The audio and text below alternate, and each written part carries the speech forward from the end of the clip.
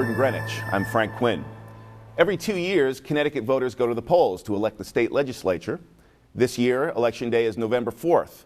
And on today's program, we'll meet the candidates running for the 151st District seat for the Connecticut House of Representatives. They are the Democratic nominee, Ed Crummick, and the Republican nominee, Fred Camillo. Welcome. And joining me for questions today is Tom Byrne, the moderator of the Greenwich Representative Town Meeting. Thank you for joining us. Thank you for having me.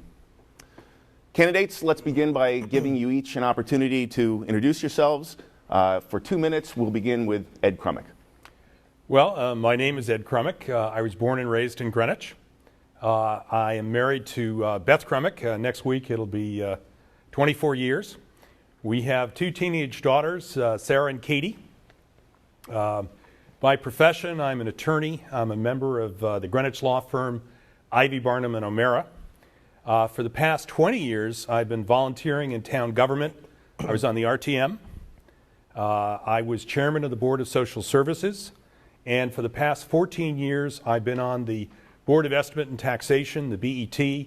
I'm the senior member on the BET from both parties. I am a member of the Budget Committee and have been a long-term member of the Budget Committee that puts together the town budget. So I've been involved putting together the last 14 town budgets. And that essentially gives you my background. In terms of qualifications, I believe what you want to look at in a candidate, life experience, professional experience, government experience, and then I think you want to look at the candidate on the issues.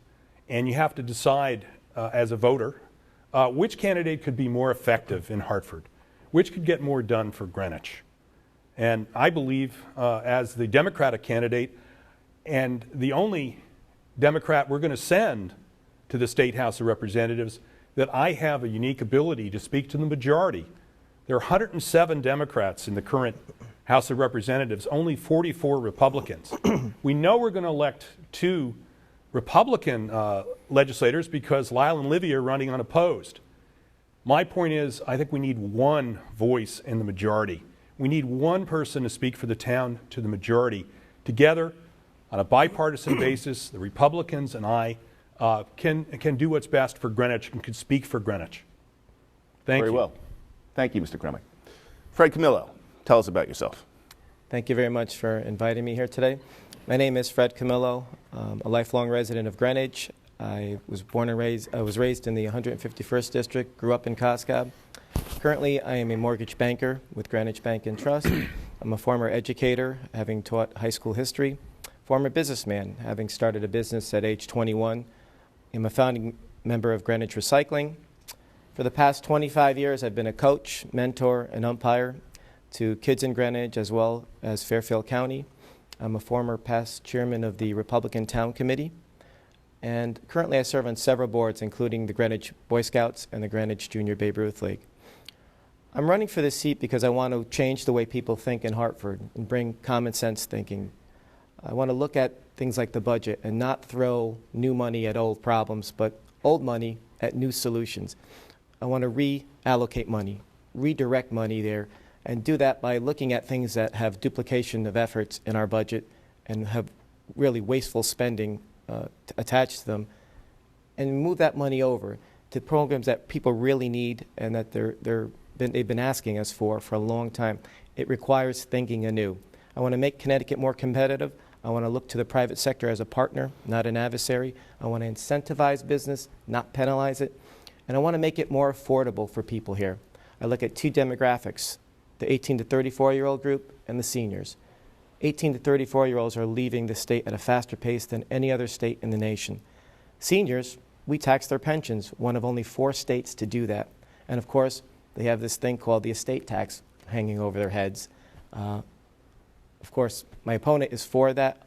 I'm against that. I want to get rid of it because I want people to stay here. I look forward to the debate, and again, thank you for having me. Very well. Thank you, Mr. Camillo. Well, candidates, just to review the format with you briefly, we've talked about it previously. Mr. Byrne will be asking some of the questions. I'll be asking some of the questions. For each question, it'll be directed to one of you. You'll have each 2 minutes to respond, and then we'll come back to you for a 1-minute reply. And just to confirm with you, we have not reviewed these questions with you prior to today's show. Let's begin with the first question to Mr. Camillo. Tom Byrne. Hello, nice to see you both, and I look forward to seeing you both on October 19th at the RTM 75th anniversary celebration and reunion, both of you being former members. If you don't mind that plug, Frank. What would you say are the biggest issues that you would like to see the state legislature focus on? I think issues like transportation and the environment are interconnected. I really do. I'd like to see us get away from the one man, one car thinking and really encourage people to start looking to mass transit. The interstate highway system was built in the 50s for military transport. It's become something quite different. That will help the environment, obviously getting cars off the road. But we have to make it worthwhile for people. We have to give them incentives. I would look to the private sector to do that, to maybe have corporate sponsorship of rail cars, to lower the price there. We see that with sports stadiums around the country. Not a big fan of that, but not many people have a sentimental attachment to a rail car. So I think that's thinking outside the box is something that we have to do. The same old ways of doing things in Hartford are not going to work. We've lost one congressional seat through a population decrease. We're due to lose another one by the year 2020. We have to change the way we think. So transportation, taxes, environment, these are issues that I will be working on very hard next January. Very well, thank you. Same question, Mr. Crumick. Well, I agree. I think transportation is a key for our area. We live in an area with terrible traffic and congestion. And in my opinion, one of the big challenges the legislature is going to face is how do we fund transportation? Now, Fred has recommended that we sell ads in the trains. Well, I believe we already sell ads in the trains. The real problem is Fred has said he wants to greatly diminish the gasoline taxes.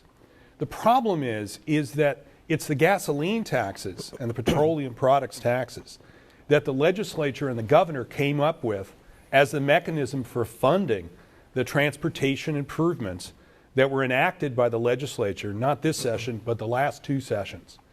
The last two sessions, they enacted sweeping transportation reform on the I-95 corridor where we are, both train, bus, highway infrastructure. The next session, they did the same thing for the I-91 corridor. All these projects are crucial to the state. But the problem is that the revenues to pay for these projects are falling behind. Despite the high cost of gas, there's not enough revenue getting into the Special Transportation Fund. Now, many of Fred's proposals concern doing away with taxes.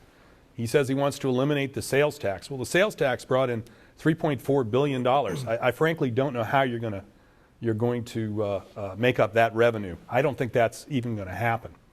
But he touched on the estate tax. The estate tax benefits multi-million-dollar heirs of estates. And frankly, it's a question of priority. I would put the money into the environment. By the way, I've been endorsed by the Connecticut League of Conservation Voters. They've endorsed me, and they've endorsed Livy Florin. Livy and I can work together to get things done for the environment.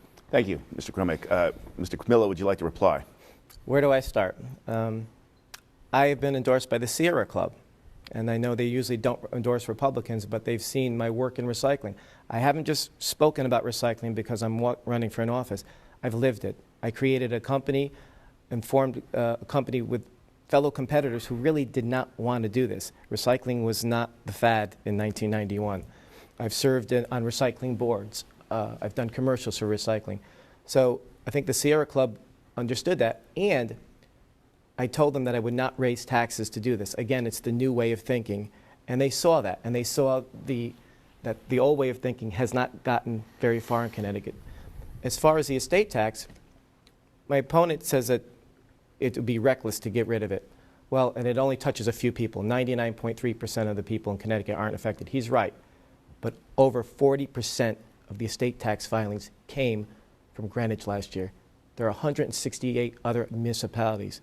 We should not be funding the whole state. That's unfair, and I will work for the citizens of the 151st. Thank you, Mr. Camillo. Mr. Crumick, a minute to reply. For 18 years, Fred had an interest in his family carting company, and it's true.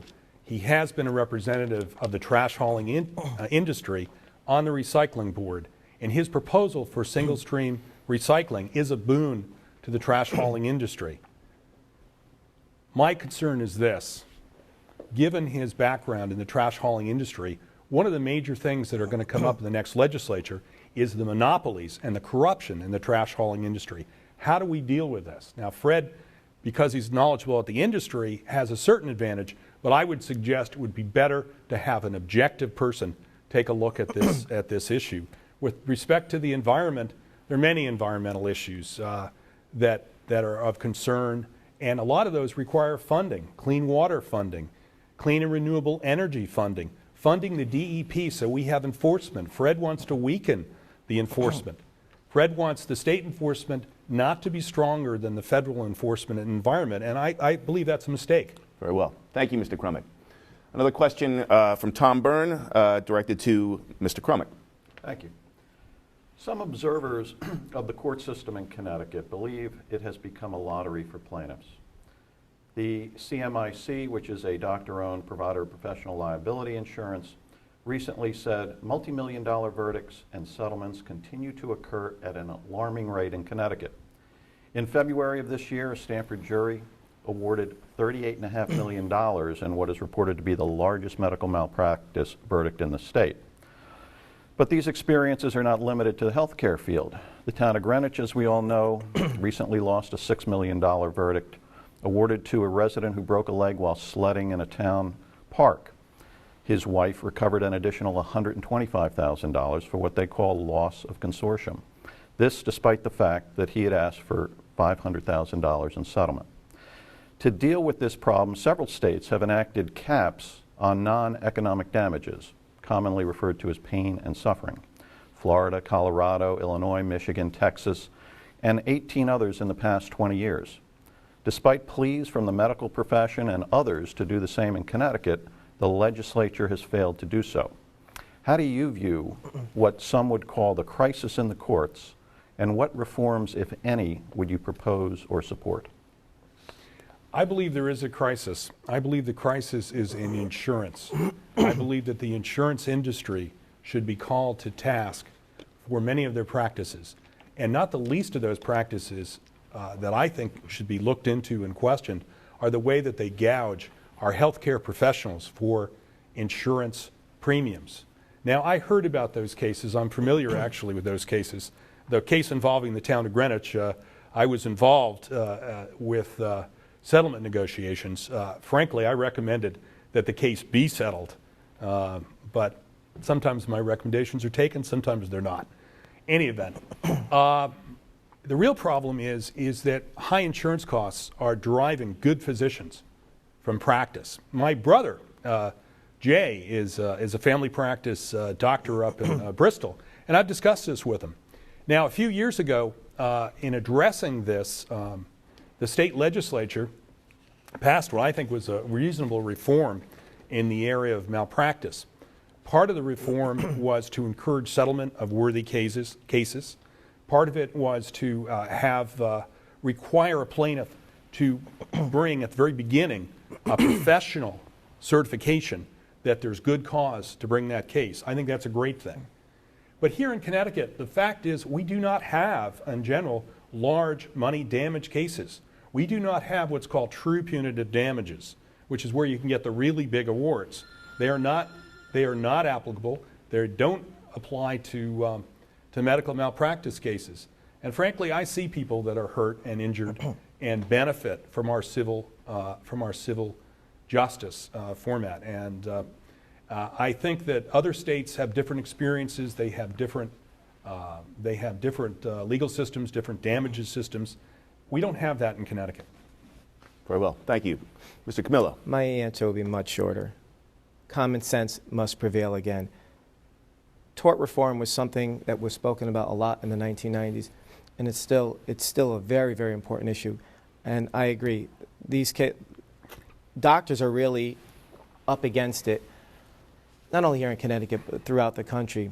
And I think that anything we can do to encourage people to go into such a noble profession, I too have relatives in that profession, we need to encourage that, and there needs to be some degree of protection. Some of these damages are outrageous, and we am familiar with the Greenwich sledding case also, and that was a case that was mishandled, and we should have settled that a lot earlier. But that's water under the bridge. We can only look forward. I would certainly support any tort reform efforts in the legislature. Very well. Mr. Crummick, would you like to? Ironically, the plaintiff in that case, I believe, was a doctor. But that's beside the point. We have an insurance crisis, but it's not just that insurance crisis. We have a health insurance crisis in this state. And part of the health insurance crisis is we have so many uninsured, 325,000 uninsured people. We have a system that does not fairly compensate doctors and hospitals and healthcare providers for providing treatment to patients. We have medical decisions that are being made by insurance companies, not by doctors and physicians. I think that's the insurance crisis and the healthcare crisis we should focus on, and that will be a major priority for me. Very well. Mr. Camilla? I disagree that there's a there's a health crisis insurance crisis in Connecticut. The national average is about 80%. In Connecticut, we do much better. It's about 92%. So to say there's a crisis in Connecticut would be overstating the situation. I believe to get that 8% down, and we need to focus on getting that 8% down. We could look to things like the private sector and offer them tax credits to small businesses. A lot of small businesses cannot offer health insurance plans to their employees. If we offer them tax credits, I think that will help shrink that number a little bit. Also, the Charter Oak plan that Governor Rell helped push through is now starting to, I think now the Greenwich Hospital is tied in with that, still should shrink that number a little more. But 8% is very good. We need to get it down even more. But I would not be for universal health care, which according to the Office of Fiscal Analysis, nonpartisan, would nearly double our budget. Very well. Thank you. Don't I get a response? Have your response. Did I have my response already? Yes, sir. All right. Thank you. Mr. Cabillo, in 2005 and 6, the legislature passed comprehensive legislation to upgrade and enhance our highways, mass transit system, and infrastructure. Do you agree that we should go forward with these programs, and if so, how will we pay for it? Absolutely. We need to maintain what we have. A distant relative of mine was Michael Morano, a state senator, beloved state senator in Greenwich. And he helped secure funds after the bridge fell down, and the bridge is now named after him, the Michael L. Morano Bridge. Again, I go back to a mass transit portion of this. We really need to start having people refocus on taking mass transit. And I'm not saying it because I take it once in a while. I think if you make it worthwhile and give incentives to people to take mass transit, they will. But we definitely have to maintain what we have. I am not for raising taxes anymore. We are the most heavily taxed state in the nation. I, again, would be for reallocating monies already within the $18 billion budget we now have. Very well. Thank you. Mr. Crummick. Mike Morano. This is just to show you, we're both from Greenwich, so we have connections here. Mike Morano's father used to work for my grandfather, Anthony Laricella, when he had the Greenwich Produce Company at the turn of the century on Greenwich Avenue. Transportation, we're not talking about merely maintaining what we have. We're talking about improving it, enhancing it, encouraging people to leave the highways and to take mass transit. And the plan that's developed, I was just looking at it again online last night, is a comprehensive plan to integrate improvements in the rails, improvements in the bus system, improvements in parking, so that people are encouraged to ride mass transit, because that's really the only practical solution. And Fred's nodding, so he agrees with me on that. And frankly, that's not controversial. A unanimous legislature and governor signed that bill. But the problem is that's being funded by the gas taxes primarily, and they're not going to be sufficient. They're not going to be sufficient for this. So we have to look for other ways to fund this. Fred's ruling out taxes. I don't know. I really don't know. We have to find revenues. These are important projects. I suppose, and I don't know what Fred's position is this, but you could reinstitute the tolls. Remember, we took the tolls away, and we substituted increase in the gas tax. But we have to fund these projects, and it's the biggest challenge in my opinion, facing the legislature. But I want to talk about health insurance again. That we are in a crisis. 325,000 of our fellow residents do not have health care. After a debate last year when I was talking about the importance of providing affordable quality health care opportunities for all our residents, a waiter in the restaurant came up to me and he said, look, I hope you win. I have 2 children. I have no health care. When they get sick, I have to take them to the emergency room. Now, I'm a father. Fred is not a father. I can understand that. That is a crisis as far as I'm concerned. Thank you, Mr. Crumick. Mr. Camillo, would you like to reply? Sure. I'm a brother, a son, and an uncle. Hope to be a father one day. So that really has no bearing at all on this debate, and I don't know why, quite frankly, why my opponent would bring that up. But health care, again, is something that we do pretty well here in Connecticut, 92% as compared to 80% nationally. We do need to look at different ways to get it down without doubling the budget. That comes from, again, the office of the nonpartisan Office of Fiscal Analysis. It would cost between 11 and 17 billion, according to them. Our budget is $18 billion. The people at 151st are, I grew up similar to them. I grew up in Coscob, working class. I hear it all the time. Not just because I'm running. I'm with these people every day. It's not that every 2 years I'll come and knock on their door because I'm running. They see me before the election. They'll see me after the election.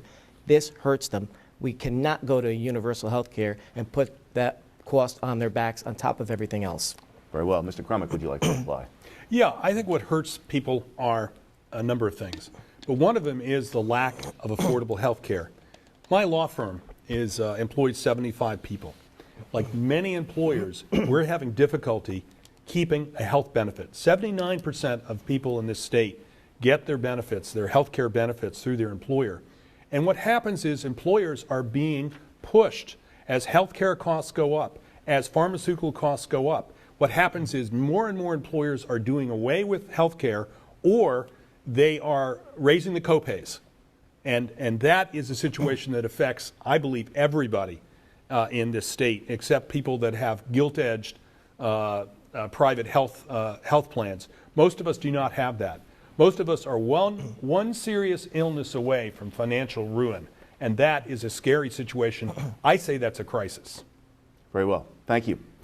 Tom Byrne, a question for Mr. Crumick. Thank you.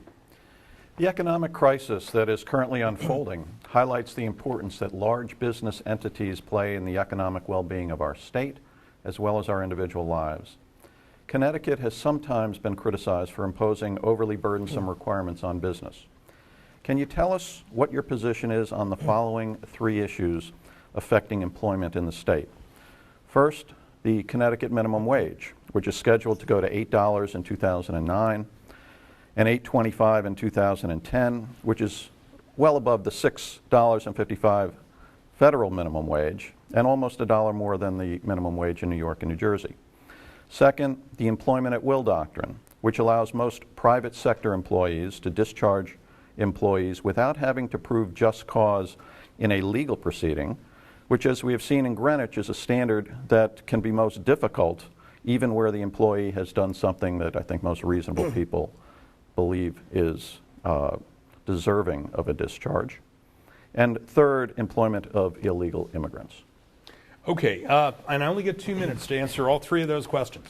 I'll be happy to try it, Tom. First off, we live in very troubled times.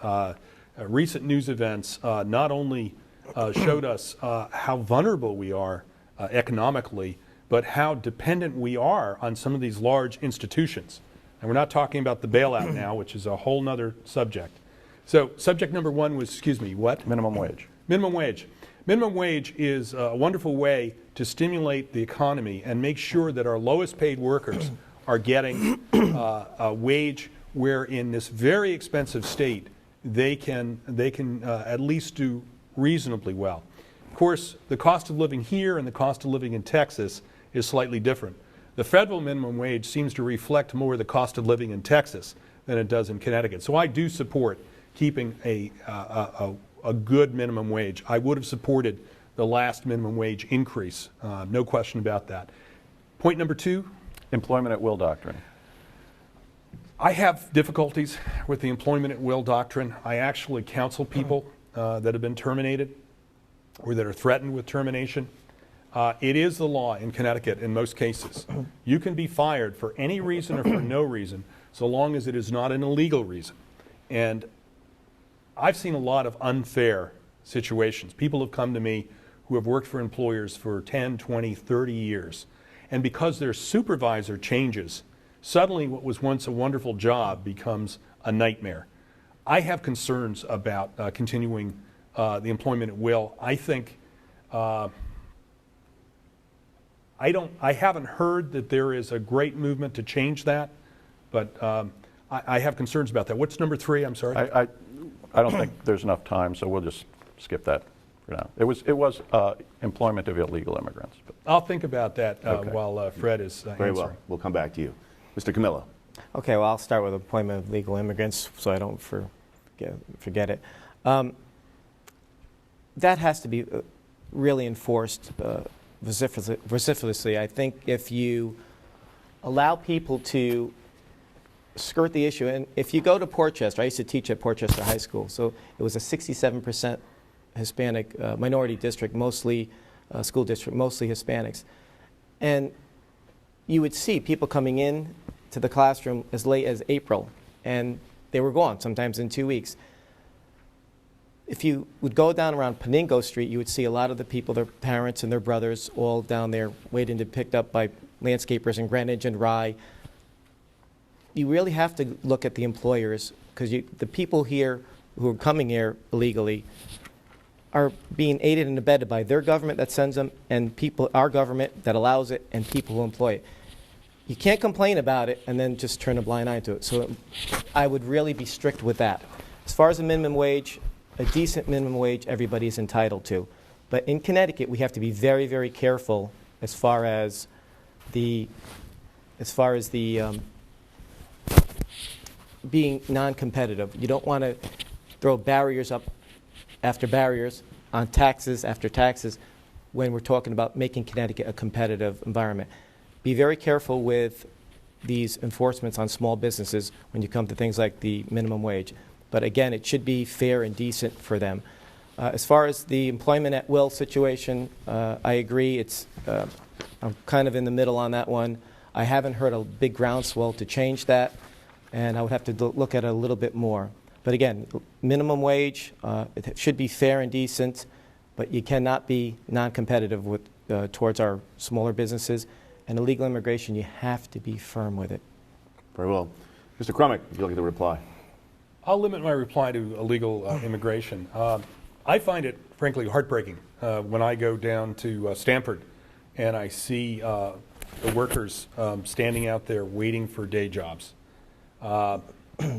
It really does get to me because I know that we're talking about health insurance, we're talking about all sorts of things. These folks have nothing. They have the promise and prospect maybe they'll get to work that day.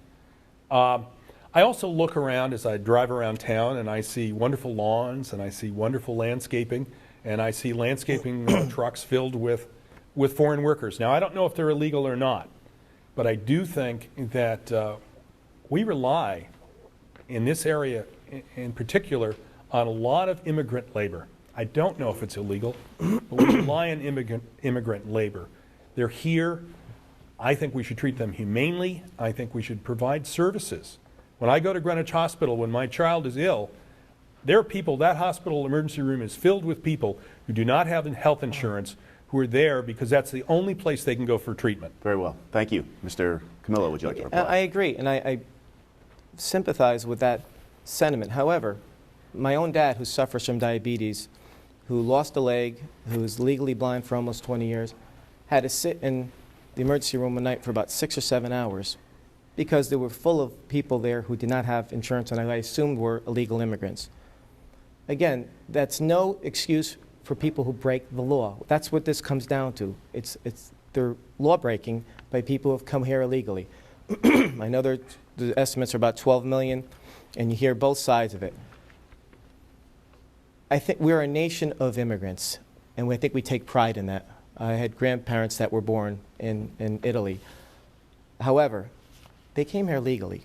And I know a lot of recent immigrants very well from South America, Central America. They're proud of being Americans, and they're not too happy with any talk of amnesty. So let's get back to the issue. It's illegal immigration. Very It's well. wrong. Thank you. Another question, Tom Burke. Thank you.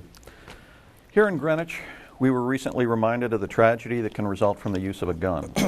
Just last month, on August 12th, the city of Hartford, where you would both like to go to work, enacted a curfew for teenagers after a weekend of gun violence in which one person was killed and 11 others wounded. 8 of the 11 were minors. The curfew was extended for another 30 days just last week. What legislation or programs would you support on the issue of guns? Mr. Camillo. Guns should be, anybody who applies for a permit for a gun should be thoroughly vetted, and the background check should be thorough. Mental background checks and criminal background checks. If that checks out, there should be no reason why someone, a law-abiding citizen, should not be able to carry a gun. For some reason, my opponent went on the radio the other day, excuse me, and said, attacked me for being for law-abiding citizens to have concealed weapons if they've done it legally and they've been thoroughly vetted. So I went and checked on the Project Vote Smart website that we both had to fill out. And on the issue of concealed handguns, he answered undecided. If he felt that strongly about it, why didn't he just say no? Again, I'm not for giving guns away to everybody, but very, very, very few crimes are committed by law-abiding citizens.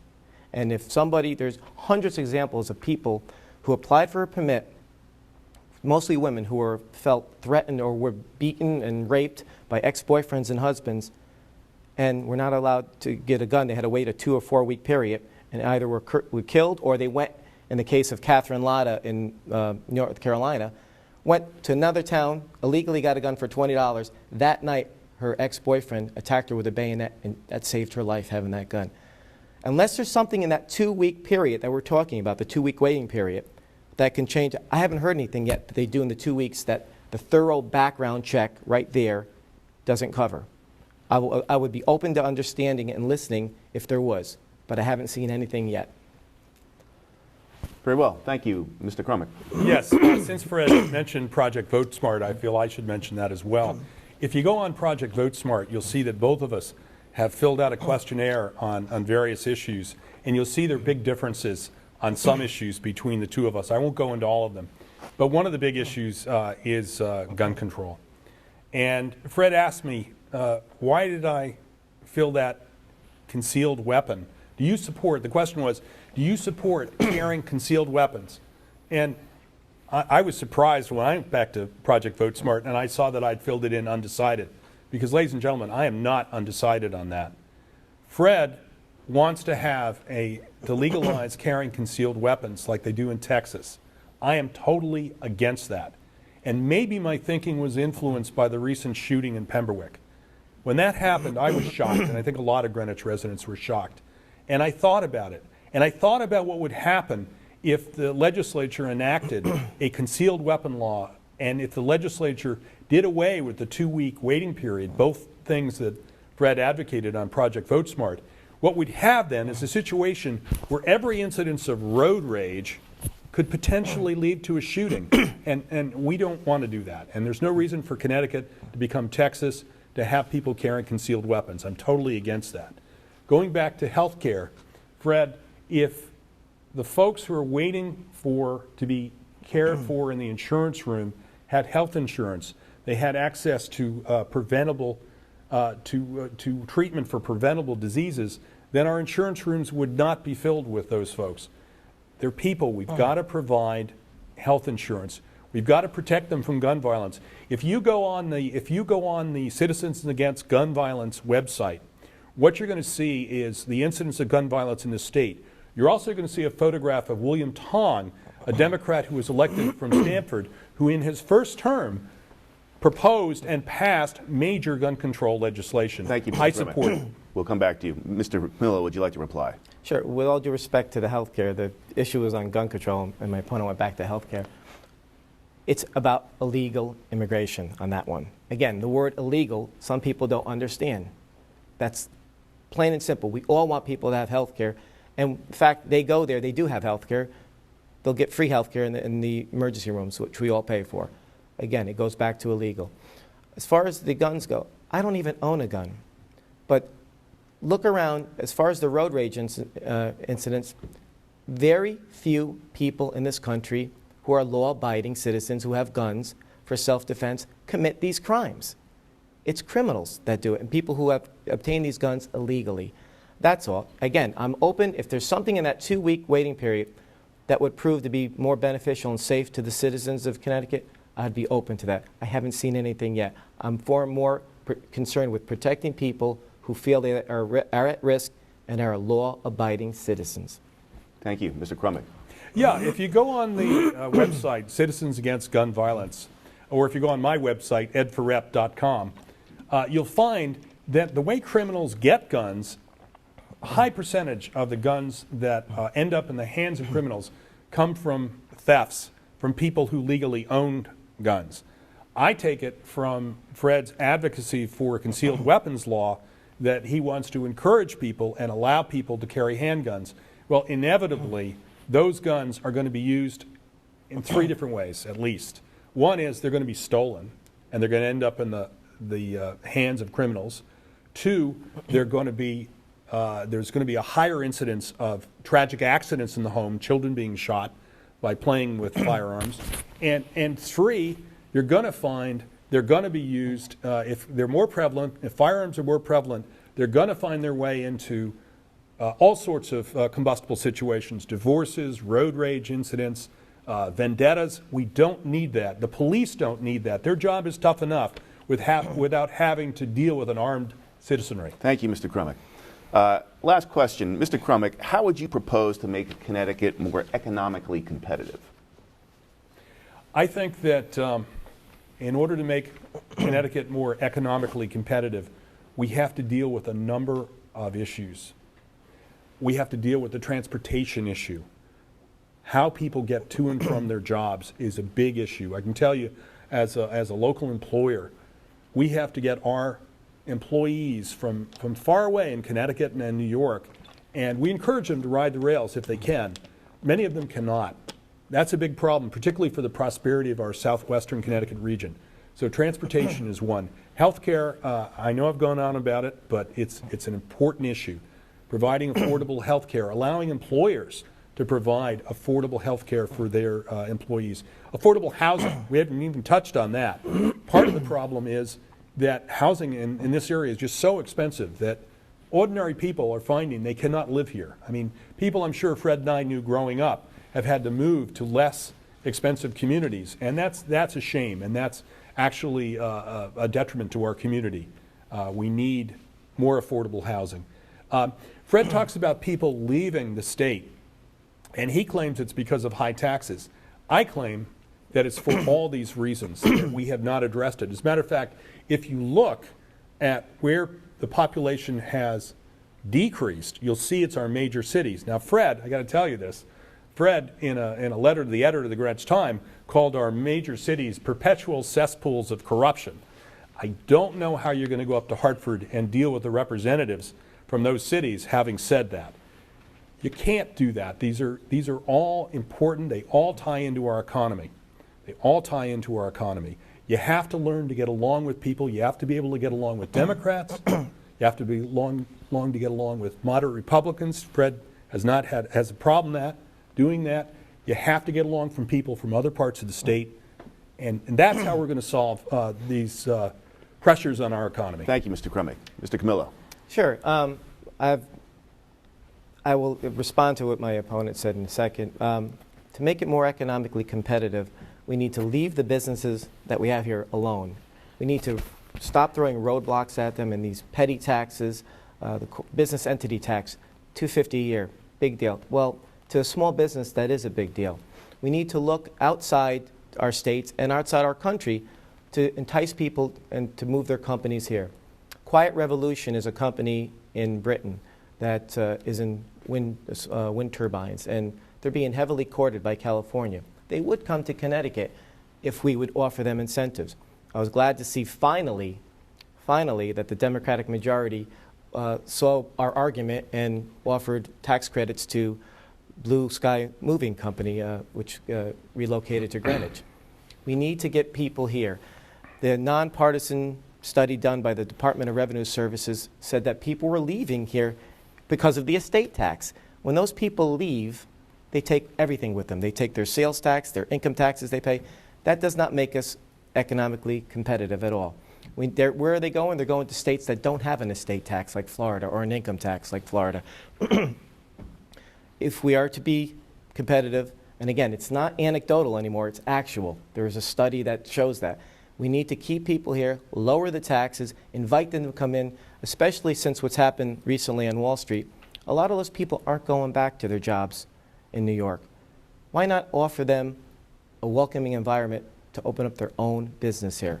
And that's what I would support, being more open to people, to entrepreneurs, like I did when I was 21 years old.